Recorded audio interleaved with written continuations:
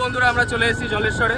তো আমরা এখন জলেশ্বরে দেখো সামনে কিন্তু প্রচন্ড ভিড় মন্দিরে, আমরা এখন ঢুকছি মন্দিরে। তো দেখতেই পাচ্ছ সামনে ভিড়, তো মন্দিরে গিয়ে দেখা হচ্ছে।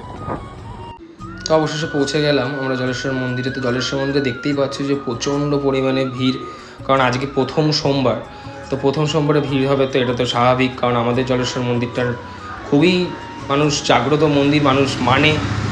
আমি লাইনটা যদি তোমাদেরকে দেখাই তাহলে তুমি দেখো যে ওর পুকুরের পাশ দিয়ে পুরো ঘুরে ঘুরে ঘুরে ঘুরে লাইনটা এসে পুরো একেবারে এই যে এখান দিয়ে গিয়ে মন্দিরে উঠেছে। তো তোমরা বুঝতেই পারছি যে কেমন পর্যায়ে লাইন, অসম্ভব পরিমাণে লাইন, যে এত ভিড়ের মধ্যে রাস্তা দিয়ে তো প্রচণ্ড জ্যাম। তো আলটিমেটলি অনেকক্ষণ অবসানের পর কিন্তু আমরা কিন্তু বাবার মন্দিরে পৌঁছেছি। তোমাদের আগেই বলেছি আমি যে আমাদের এই মন্দিরটা কিন্তু আজকেরকার মন্দির না, আজকে আমাদের এই মন্দিরটা কিন্তু প্রায় 400 বছরের মন্দির।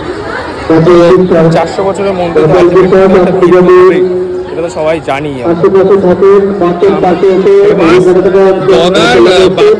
তোমাদের এখানে ঠিক আছে, তোমরা সবাই বাপন থেকে চেনো, ফুডি বাপন বলে, ঠিক আছে।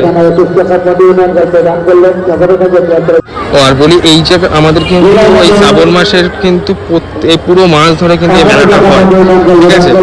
এই 4টে সপ্তাহে যে সোমবারটা, এই সোমবারটা কিন্তু প্রচণ্ড পরিমাণে ভিড় হয় এবং মানুষের কিন্তু প্রচণ্ড আবেগ থাকে, কারণ আমাদের এই জলেশ্বর মন্দিরটা কিন্তু একটা আবেগের মন্দির।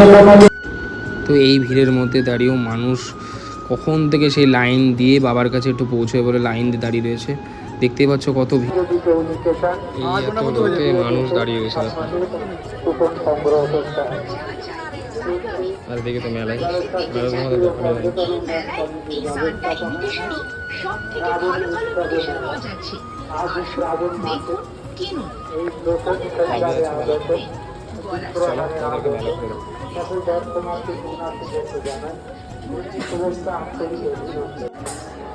তো আলটিমেটলি দেখতে পাচ্ছ এখানের মধ্যে বসে রয়েছে, যেহেতু তারা বাবার মাথায় জল ঢেলেছে বা কেউ ঢালিনি, অনেক দূরের থেকে এসছে, তো তারা একটু এখানে বসে আছে, রেস্ট নিচ্ছে। এবং আমাদের মন্দিরের তরফ থেকে সবাইকে বাতাসা জলের ব্যবস্থা করা হয়েছে।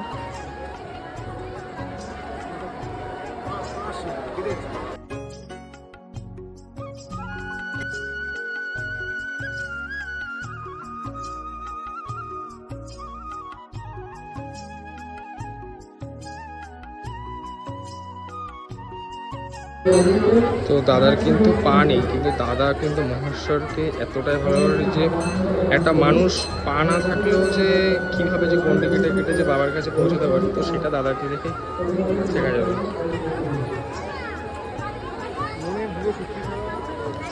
একটা কথাই বলে না যে মন থেকে যদি কিছু চাওয়া হয় তা অবশ্যই আলটিমেটলি পাওয়া যায়। তো দাদাও সেরকমই মন থেকে চেয়েছিল, তো আজকে দাদা সফল হচ্ছে। তো দাদাকে আমার তোর জন্য থেকে তো অবশ্যই। তো জাস্ট ভিড়টা দেখা একবার খেয়াল করে, এখানে সমস্ত মানুষ বসে রয়েছে।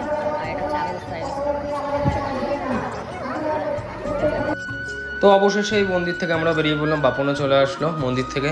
তো বেরিয়ে এসে এই লস্যির দোকানে ঢুকে গেলাম। তো বাপন কিনে দিল লস্যি। অনেক দিন পরে বন্ধুর সঙ্গে বেরিয়ে লস্যি খাওয়ার পরে ভালো লাগলো। তো আজকের জন্য ব্লগটা এখানে শেষ করছি। সবাই ভালো থাকবে, টাটা।